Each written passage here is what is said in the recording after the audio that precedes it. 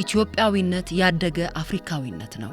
እንደ አህጉር ብቻ ሳይሆን ለዓለም የተረፈ ጀግንነት የታየበት ምድር። በየዘመናቱ ህዝባቸውን ለማገልገል በተነሱ መሪዎቿ ላይ ዳር ድንበሯን ለመቀራመት የሚነሱ ጠላቶቿ እምቢ ለባርነት እምቢ ለወራሪ ኃይሎች እያሉ የተዋደቁ ጀግኖች ኢትዮጵያ የምትባል ሉዓላዊት ሀገር እንድትኖር ልጆቿ የከፈሉት ዋጋ ይሄ ነው የሚባል አይደለም። ይህ አንድ የኢትዮጵያውያን የጀግንነት መገለጫ ነው።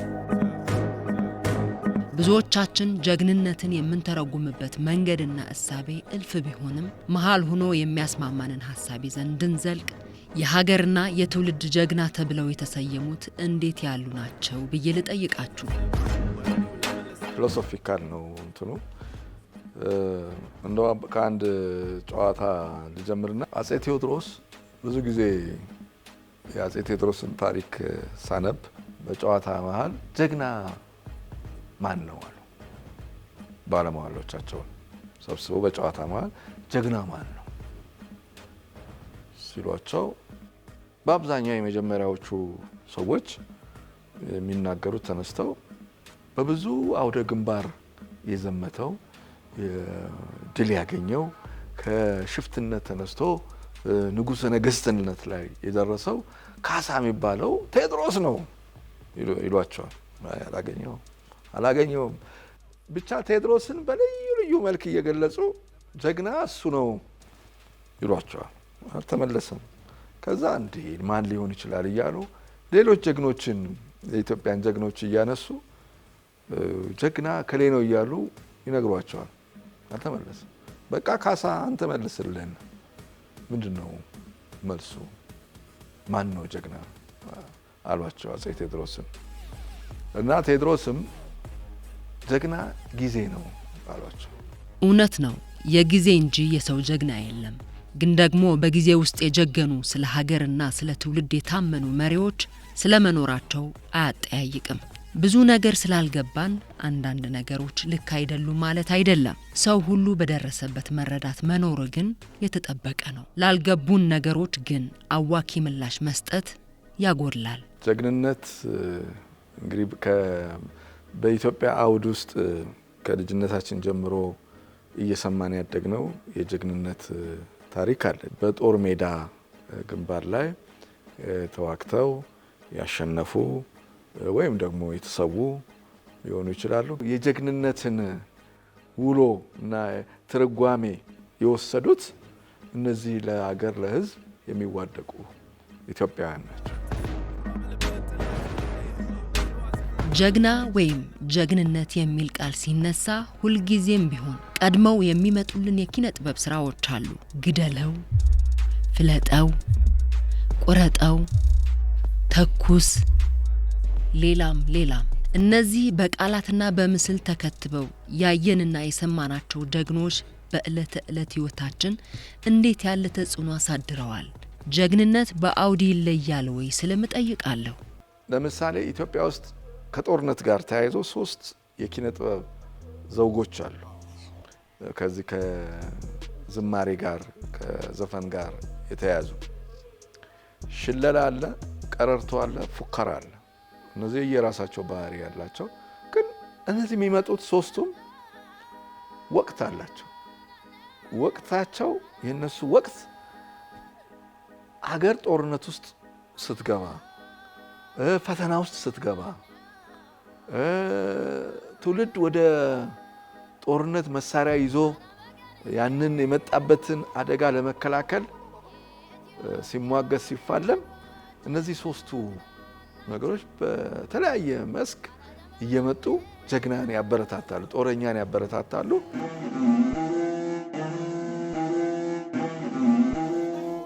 ኃይለ ማርያም ማሞ ይባሉ ጀግና ነበሩ። በጣም ትልቅ ጀግና፣ ፋሺዝምን ተፋልመው የተሰዉ ጀግና ነበሩ እና ሀገርን ሕዝብን ነፃ ለማውጣት ማለት ነው። እና ስለሳቸው በህይወት የሉም፣ ከፋሺስት ጋር ነው ተዋጉት።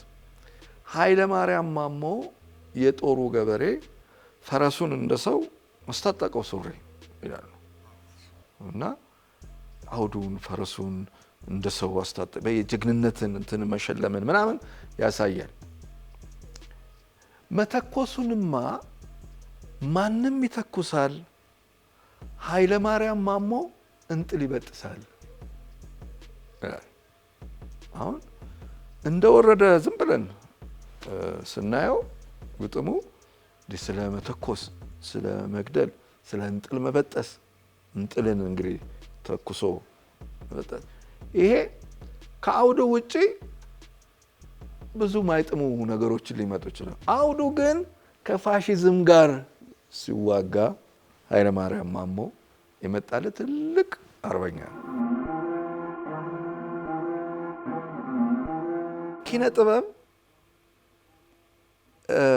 ጀግናን ፈጣሪም ናት፣ እንደገናም ደግሞ የምታርቅ ናት፣ ስተትን የምታስተካክል ናት እና የትኛውም የኪነ ጥበብ ስራ መጨረሻው በጎነትን ማስተማር፣ ጀግንነትን ማስተማር፣ ተምሳሌትነት ወይም ሲምቦሊዝም የሚባለውን ማምጣት፣ ፊገር ማድረግ፣ ጎላ አድርጎ ማሳየት፣ ለሀገር ለሕዝብ የሚጠቅም መሆኑን ማሳየት ነው የኪነ ጥበብ ዓላማ።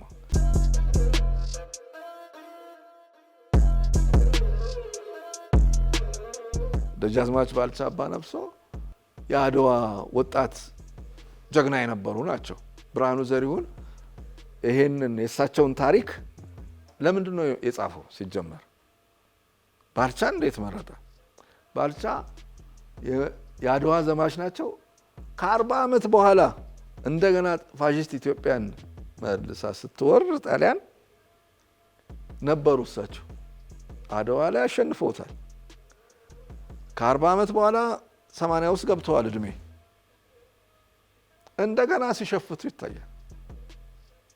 እና ብርሃኑ እሳቸውን ያመጣው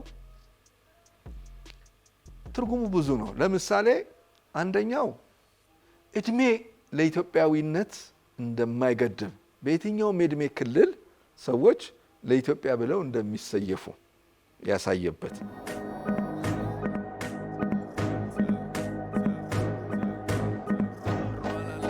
ከነበረው የአፄ ኃይለሥላሴ ስርዓት ጋርም ችግር ነበረባቸው፣ ግጭት ነበረባቸው።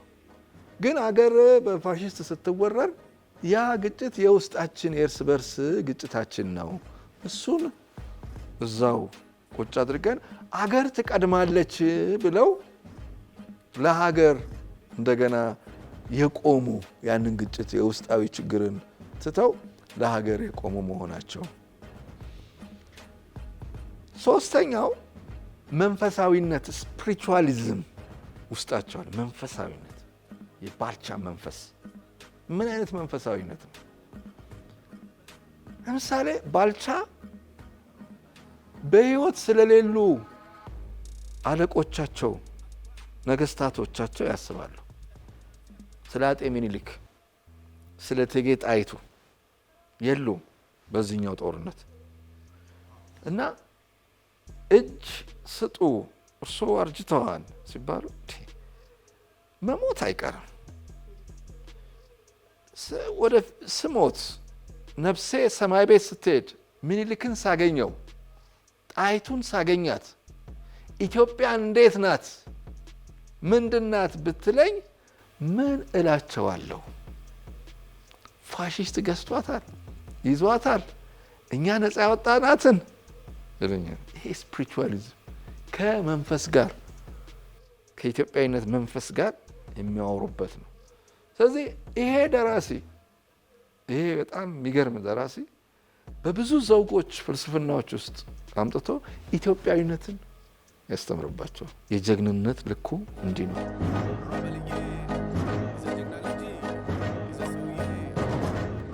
ኢትዮጵያ ውስጥ ከዚህ በኋላ የሚመጣው ጀግና ከህዝብም ከአመራርም የሚመጣው ይሄን ልዩነት ወደ አንድነት እያጠበበ መምጣት ስንችል ነው። ሁላችን ነው ይሄ ሁላችን ለሆኑ ሰዎች የሚሰጥ አይደለም። የሁላችን ነው። የዛን ጊዜ የዘመናችን ጀግና ሆነን በታሪክ መዝገብ ውስጥ በወርቅ ብዕር የሚጻፍ ገድል ይኖረናል ብዬ አስባለሁ።